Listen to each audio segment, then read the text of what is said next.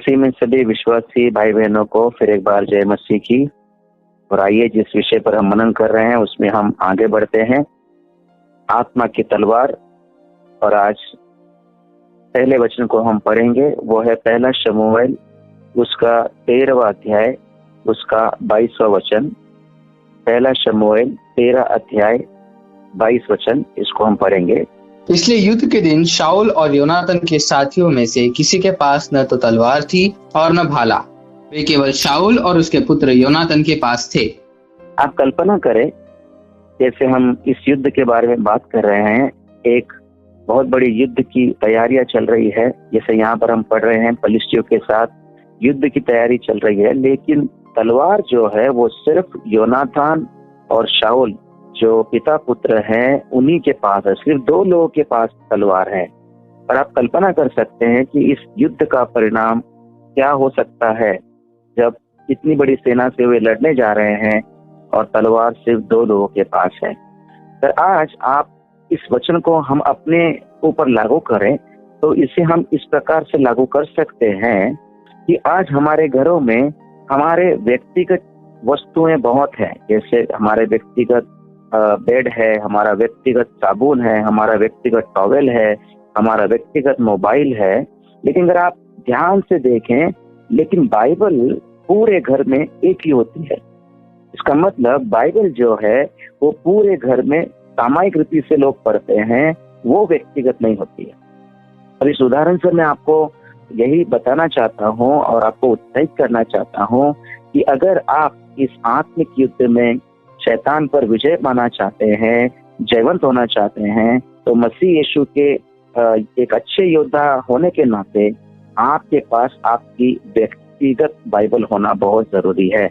या दूसरी भाषा में आपकी आत्मा की तलवार, आपकी तलवार, व्यक्तिगत तलवार आपके पास होने की आवश्यकता है। तो जरूर इस युद्ध में आप अपने व्यक्तिगत बाइबल आपके पास हो, इसकी आप कोशिश करें।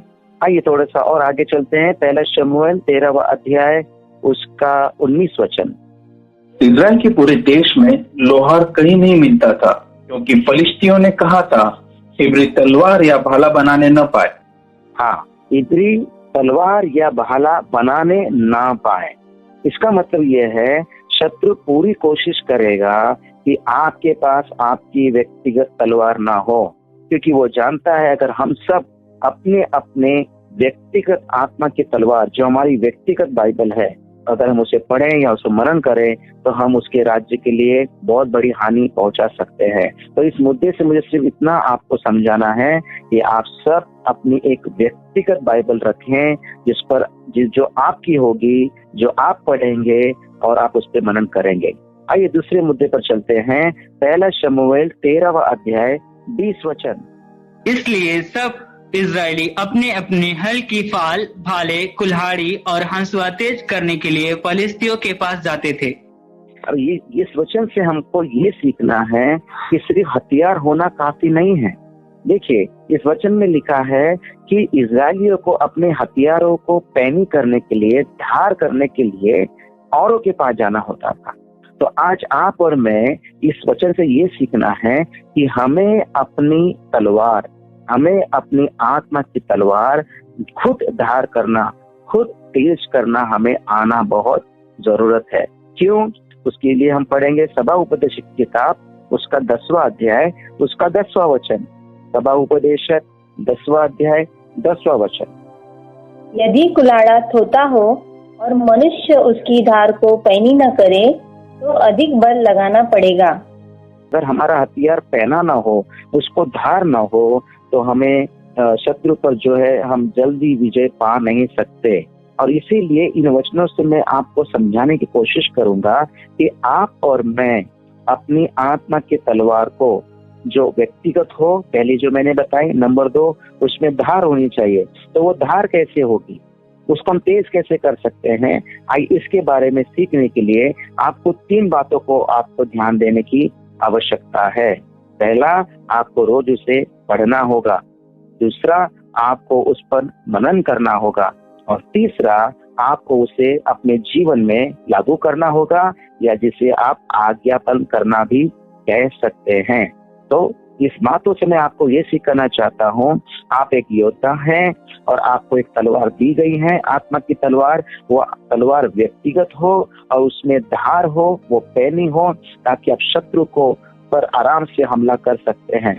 अब हम सीखेंगे कि कैसे अपनी तलवार को धार लगा सकते हैं, उसे पैनी कर सकते हैं, उसे तेज कर सकते हैं। उसके लिए हम 3 बातों पे मनन करेंगे। पहली बात है पढ़ना, दूसरी बात है मनन करना, और तीसरी बात है लागू करना या आज्ञा पालन करना।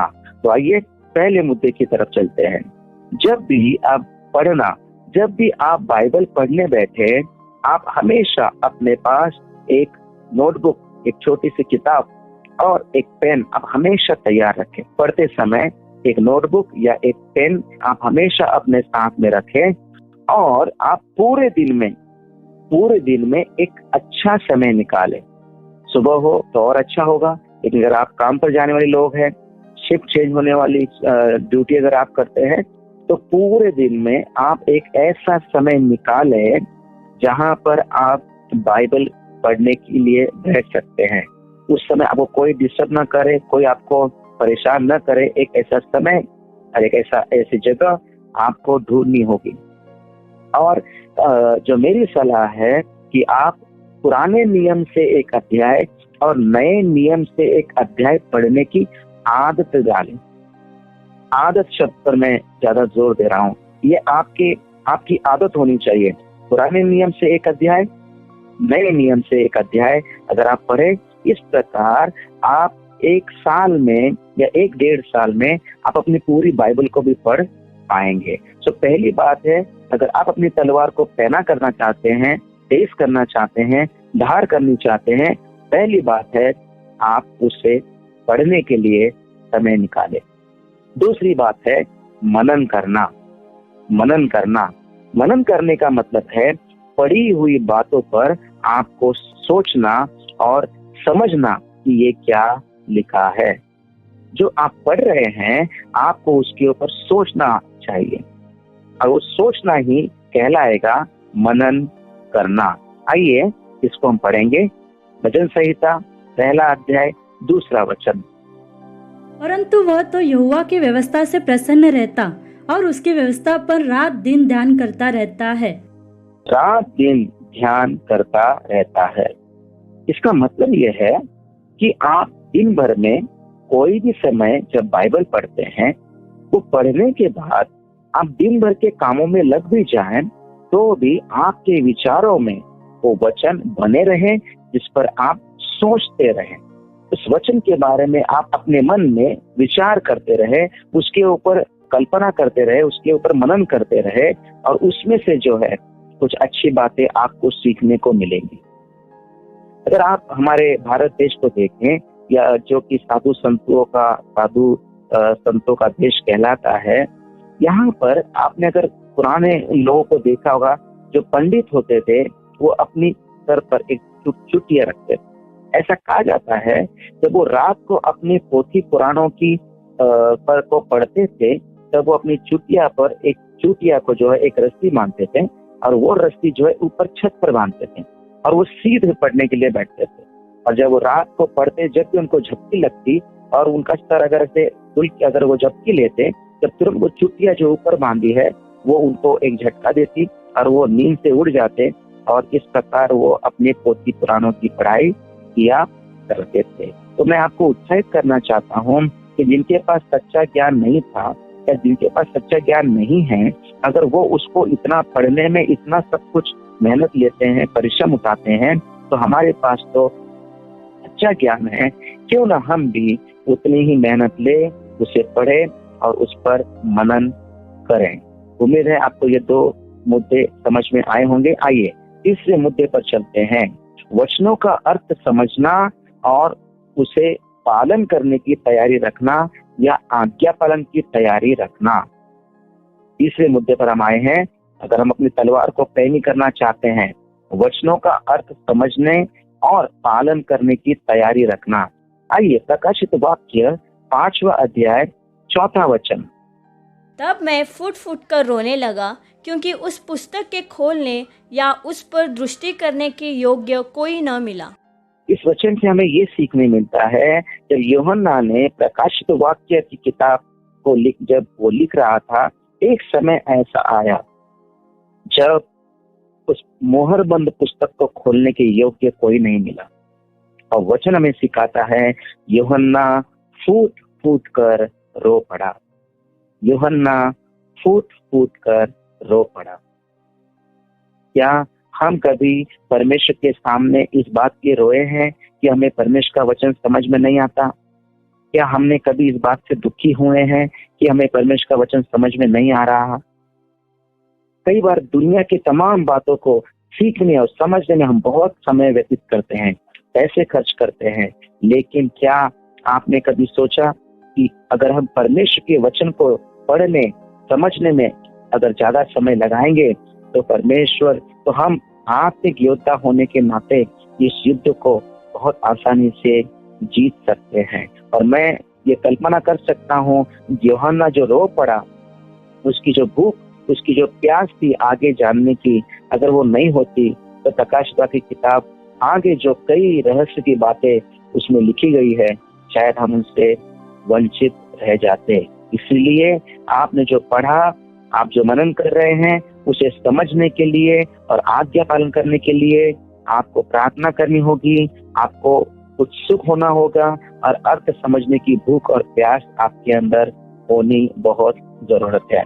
भजन संहिता 119 वचन 130। तेरी बातों के खुलने से प्रकाश मिलता है, जिससे भोले लोग बुद्धिमान हो जाते हैं। तो यहाँ पर हम सीखते हैं परमेश्वर के वचन के अर्थ समझने के द्वारा ही हमको जो है प्रकाशन मिलता है, और हम भोले लोग जो हैं वो परमेश्वर के वचन के द्वारा बुद्धिमान हो सकते हैं। आपको और एक उदाहरण देना चाहूंगा, प्रेरितों के काम 8वां अध्याय 31 वचन। उसने कहा, जब तक कोई मुझे न समझाए तो मैं कैसे समझूं? और उसने फिलिपुस से विनती की कि चढ़कर उसके पास बैठ। इस वचन से आपको मुझे ये बताना है, जो ये कुश देश का अधिकारी है, जो कि एक खोजा है, एक यूनक है, वो पढ़ा लिखा क्योंकि उस राज्य का खजिनदार है, खजांची है वो।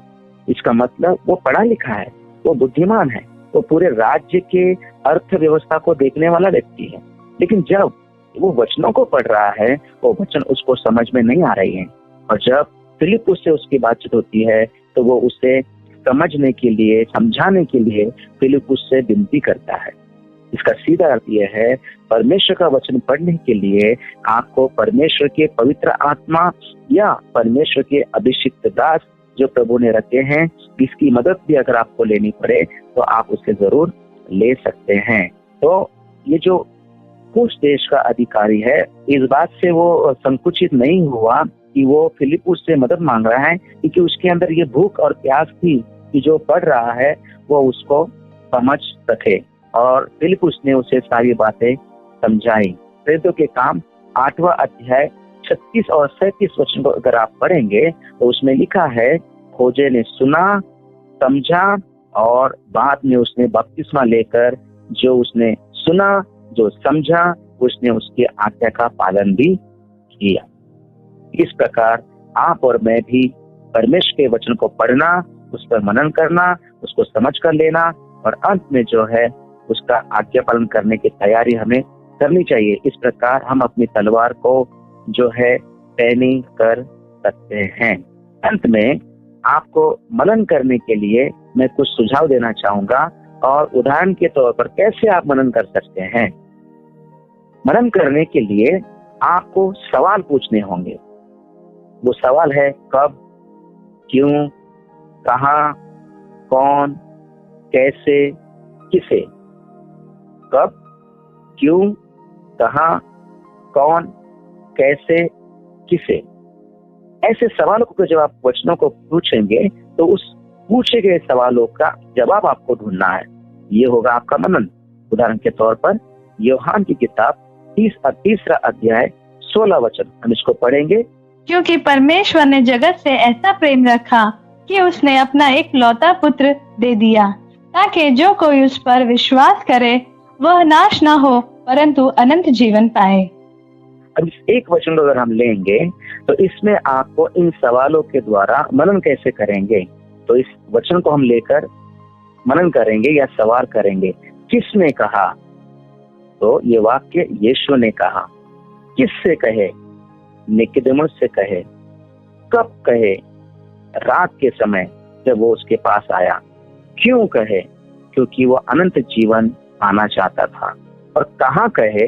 तो थोड़ा अगर आप दूसरा अध्याय 23 वचन में जाएंगे यूहन्ना की किताब, तो यरूशलेम में फसह के पर्व के समय ये बातें हुई है। ऐसे ही कब, क्यों, कहाँ, कौन, कैसे, किसे, इन सवालों को उठाकर आप उस वचन के उत्तर को ढूंढेंगे, ये आपका मनन हो जाएगा। इस प्रकार आप अपनी तलवार को तेज, धार या पैनी बना सकते हैं और आप परमेश्वर के राज्य में एक आत्मिक योद्धा बनकर शत्रु के राज्य के ऊपर हमला करने वाले एक अच्छे योद्धा बनकर जो है युद्ध को लड़कर आप विजयी बन सकते हैं। आइए हम प्रार्थना करें। प्यारे पिता, यीशु के नाम से आज के इन वचनों को समझने के लिए तो हमारी सहायता कर। प्रभु, आत्मा की तलवार जो तेरा वचन है उसे पढ़ना, उस पर मनन करना, उसे समझना और उसे आगे पालन करना, इसके द्वारा अपने तलवार को तेज बनाएंगे, पैनी बनाएंगे, ताकि हम परमेश्वर शैतान के राज्य के ऊपर हमला कर सके और एक विजयी योद्धा बनकर प्रभु जी एक जयवंत जीवन हम बिता सके। फिर एक बार प्रभु जी धन्यवाद देते हैं अब तक के समय के लिए। यीशु के नाम से प्रार्थना करते हैं, सुन और कबूल कर देता। आमीन, आमीन।